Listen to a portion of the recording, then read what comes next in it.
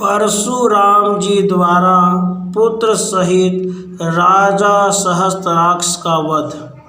कार्तवीर्य परशुराम युद्ध। परशुराम की मूर्छा। शिव जी द्वारा उन्हें पुनर्जीवन दान। कार्तवीर्य परशुराम संवाद। आकाशवाणी सुनकर शिव का विप्रवेश धारण करके कार्तवीर्य से कवच मांग लेना। परशुराम द्वारा कार्तवीर्य तथा अन्य क्षत्रियों का संहार। ब्रह्मा का आगमन और परशुराम को गुरु स्वरूप शिव जी की शरण में जाने का उपदेश देकर शव स्थान को लौट जाना।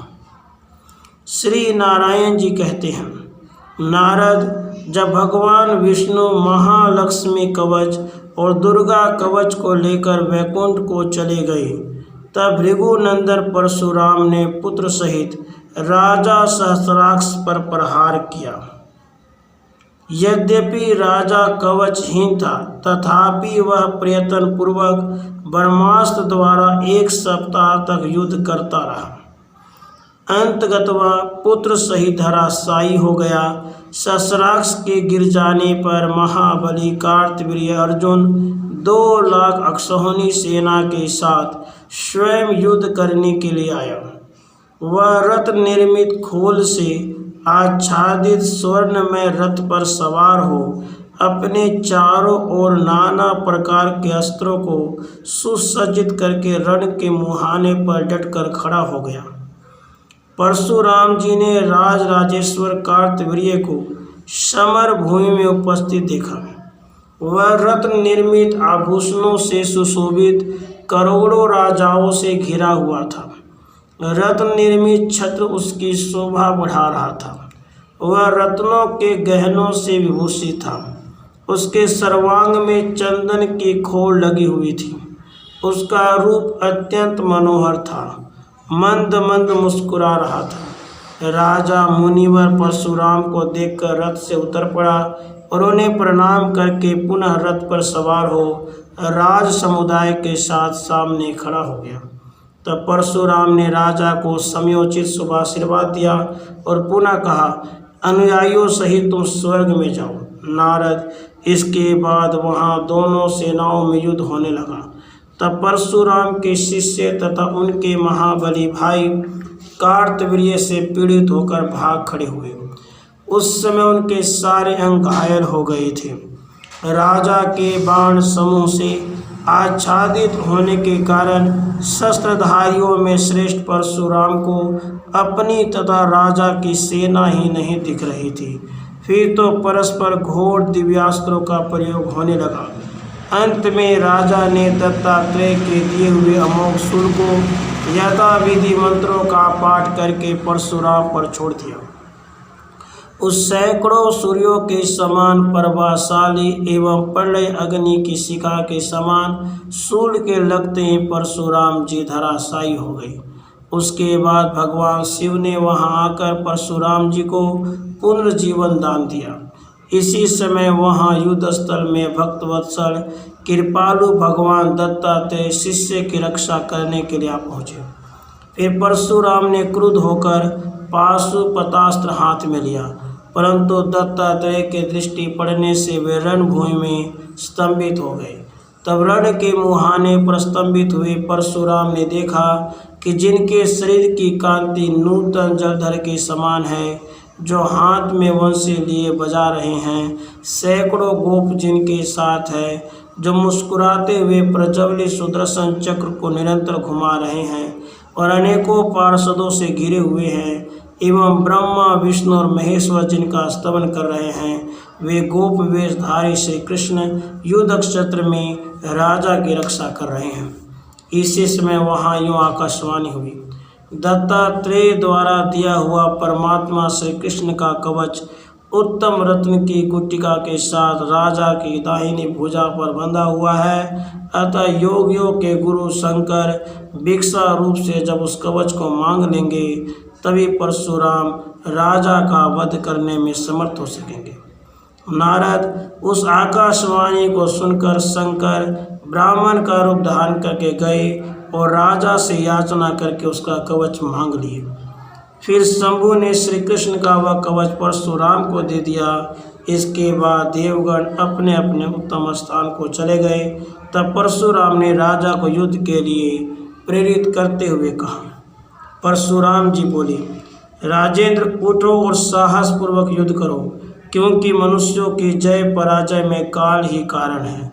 तुमने विधि पूर्वक शास्त्रों का अध्ययन किया है, दान दिया है, सारी पृथ्वी पर उत्तम रीति से शासन किया है, संग्राम में यशोवर्धक कार्य किया है, इससे मुझे मूर्छित कर दिया है, सभी राजाओं को जीत लिया है, लीला पूर्वक रावण को काबू में कर लिया है और दत्तात्रेय जी द्वारा दिए गए त्रिशूल से मुझे पराजित कर दिया है, परंतु शंकर जी ने मुझे पुनः जीवित कर दिया है। परशुराम जी की बात सुनकर परम धर्मात्मा राजा कार्तवीर्य ने सिर झुकाकर उन्हें प्रणाम किया और यथार्थ बात कहना आरंभ किया। राजा ने कहा, प्रभु, मैंने क्या अध्ययन किया, क्या दान दिया अथवा पृथ्वी का क्या उत्तम शासन किया। भूतल पर मेरे समान कितने भूपाल इस लोक से चले गए।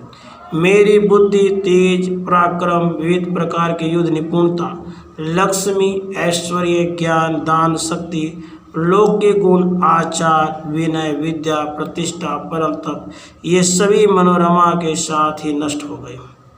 समय आने पर इंद्र मानव हो जाएंगे, समय आने पर ब्रह्मा भी मरेंगे, समय आने पर प्रकृति श्री कृष्ण के शरीर में तिरोहित हो जाएगी, समय आने पर सभी देवता मर जाएंगे और समय आने पर त्रिलोकी में स्थित समस्त चर अचर प्राणी नष्ट हो जाते हैं। काल का अतिक्रमण करना दुष्कर है। परात्पर श्री कृष्ण उस काल के काल हैं और स्वेच्छानुसार सृष्टि रचयिता के सृष्टा, संहारकर्ता के संहारक और पालन करने वालों के पालक हैं। जो महान शतुर से शतुरतम, सूक्ष्म से सूक्ष्मतम, कृष परमाणु पर काल, काल भेदक काल है।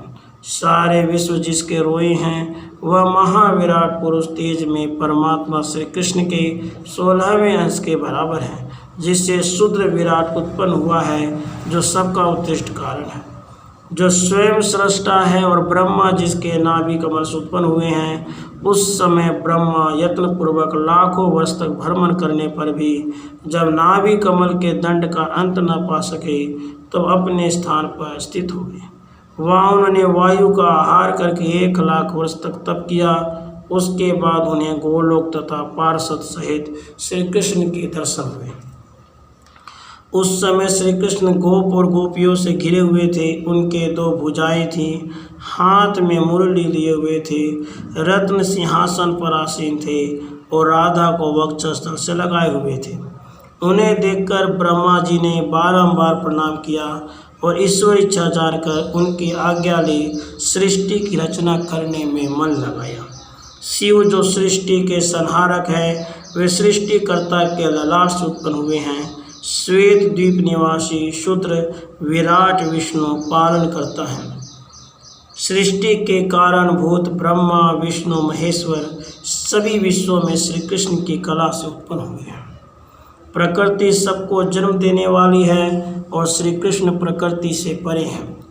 मायापति परमेश्वर भी उस प्रकृति रूपिणी शक्ति के बिना सृष्टि का विधान करने में समर्थ नहीं है, क्योंकि माया बिना सृष्टि की रचना नहीं हो सकती। वह महेश्वरी माया नित्य है। वह सृष्टि, संहार और पालन करता श्री कृष्ण में छिपी रहती है और सृष्टि रचना के समय प्रकट हो जाती है। जैसे मिट्टी के बिना कुम्हार घड़ा नहीं बना सकता और स्वर्ण के बिना सोनार कुंडल का निर्माण करने में असमर्थ है, उसी तरह सृष्टा माया के बिना सृष्टि रचना नहीं कर सकती। वह शक्ति ईश्वर की इच्छा से सृष्टि काल में राधा, पद्मा, सावित्री, दुर्गा देवी और सरस्वती नाम से 5 प्रकार की हो जाती है। परमात्मा श्री कृष्ण की जो राधा प्राणाधिष्ठात्री देवी हैं, वह प्राणों से बढ़कर प्रियतमा राधा कही जाती है। जो संपूर्ण मंगलों को उत्पन्न करने वाली परमानंद रूपा तथा ऐश्वर्य के अधिष्ठात्री देवी हैं, वे लक्ष्मी नाम से पुकारी जाती हैं। जो वेद, शास्त्र और योग की जननी, परम दुर्लभ और परमेश्वर की विद्या के अधिष्ठात्री देवी है, उनका नाम सावित्री है। जो सर्वशक्ति स्वरूपिणी, सर्वज्ञानात्मिका, सर्वस्वरूपा और बुद्धि की अधिष्ठात्री देवी हैं, वह दुर्गनाशिनी दुर्गा कहलाती हैं। जो वाणी की अधिष्ठात्री देवी सदा शास्त्र ज्ञान प्रदान करने वाली हैं तथा जो श्री कृष्ण जी के कंठ से उत्पन्न हुई हैं, वे देवी सरस्वती कही जाती हैं। आदि में स्वयं मूल प्रकृति परमेश्वरी देवी 5 प्रकार की थी, परंतु वे पीछे सृष्टि क्रम से बहुत से कलाओं वाली हो गई। सृष्टि काल में माया द्वारा स्त्रियां प्रकृति के और पुरुषगण पुरुष के अंश से उत्पन्न हुए, क्योंकि माया शक्ति बिना सृष्टि नहीं हो सकती। ब्रह्मन प्रत्येक विश्व में सृष्टि सदा ब्रह्मा से ही प्रकट होती है। विष्णु उसके पालक को निरंतर मंगल प्रदान करने वाले शिव संहारक है। परशुराम यह ज्ञान दत्तात्रेय जी का दिया हुआ है। उन्होंने पुष्कर तीर्थ में माघी पूर्णिमा के दिन दीक्षा के अवसर पर मुनिवरों के सन्निकट मुझे दिया था। इतना कह के कार्तवीर्य ने मुस्कुराते हुए परशुराम जी को नमस्कार किया और शीघ्र ही बाण सहित धनुष हाथ में लेकर वह रथ पर जा बैठा। उसके बाद परशुराम ने श्रीहरि का स्मरण करते हुए ब्रह्मास्त्र द्वारा राजा की सेना का सफाया कर दिया। फिर लीला पूर्वक पाशुपतास्त्र का प्रयोग करके राजा की जीवन लीला समाप्त कर दिया। इसी प्रकार परशुराम जी ने शिव जी का स्मरण करते हुए खेल ही खेल में क्रमशः 21 बार पृथ्वी को राजाओं से शून्य कर दिया। परशुराम ने अपनी प्रतिज्ञा की रक्षा करने के लिए क्षत्रियों के गर्भ में स्थित तथा माता की गोद में खेलने वाले शिशुओं का, नौजवानों का तथा वृद्धों का संहार कर डाला। इस प्रकार कार्तवीर्य गोलोक में श्री कृष्ण के सन्निकट चला गया और परशुराम श्रीहरि का स्मरण करते हुए अपने आश्रम को लौट गए। महेश्वर ने 21 बार पृथ्वी को भूपालों से हीन देख और राम को फरसे द्वारा क्रीड़ा करते देखकर उनका नाम परशुराम रख दिया। नारद तब देवता, मुनि, देवियाँ, सिद्ध, गंधर्व, किन्नर वे सभी लोग परशुराम के मस्तक पर पुष्पों की वृष्टि करने लगे। स्वर्ग में दुंदुबियाँ बजने लगी और हरि नाम संकीर्तन होने लगा। इस प्रकार परशुराम के उज्ज्वल यश से सारा जगत व्याप्त हो गया। फिर ब्रह्मा, भृगु, शुक्र, च्यवन, वाल्मीकि तथा परम प्रसन्न हुए जमदग्नि ब्रह्मलोक से वहाँ पधारे। उनके सारे अंग पुलकायमान थे और नेत्रों में आनंद के आंसू छलक आए थे। वे सभी हाथ में धूप और पुष्प लेकर मंगलासन कर रहे थे। तब परशुराम ने दंड की भांति भूमि पर लेटकर उन सबको प्रणाम किया। तब क्रमशः तात यूँ कहते हुए पहले ब्रह्मा ने उन्हें अपने गोद में बिठा लिया।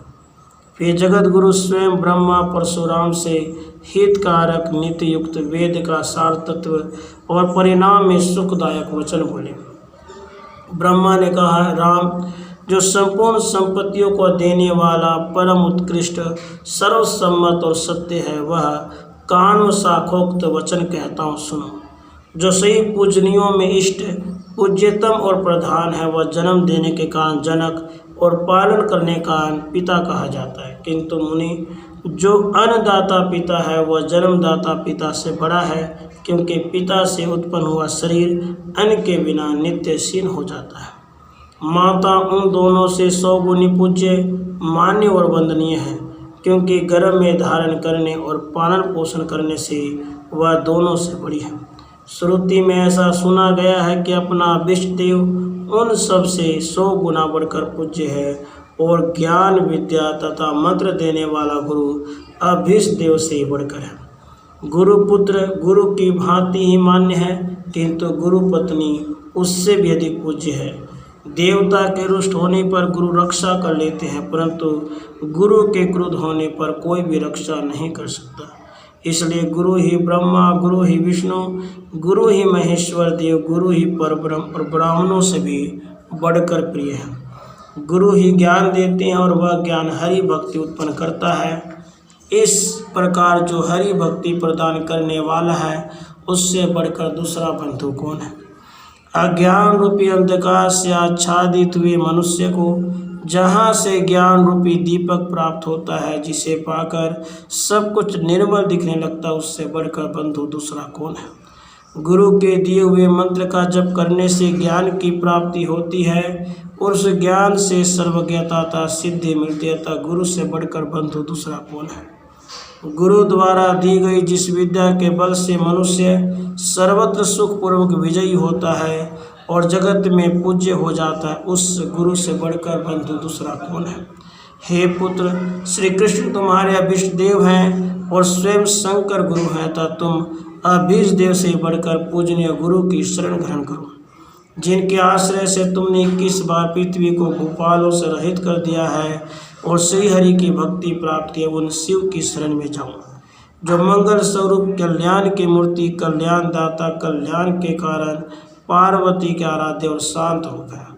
अपने गुरुदेव उन शिव की शरण में जाओ। तुम्हारे इष्ट देव जो गोलोकनाथ भगवान श्री कृष्ण हैं, वे ही अपने अंश से शिव का रूप धारण करके तुम्हारे गुरु हुए, तो उन्हीं की शरण में जाओ। बेटा, समस्त प्राणियों में श्री कृष्ण आत्मा है, शिव ज्ञान है, मैं मन हूँ और विष्णु की सारी शक्तियाँ संपन्न प्रकृति प्राण है। जो ज्ञानदाता, ज्ञान स्वरूप, ज्ञान के कारण सनातन मृत्यु को जीतने वाले तथा काल के भी काल है, उन गुरु की शरण में जाओ।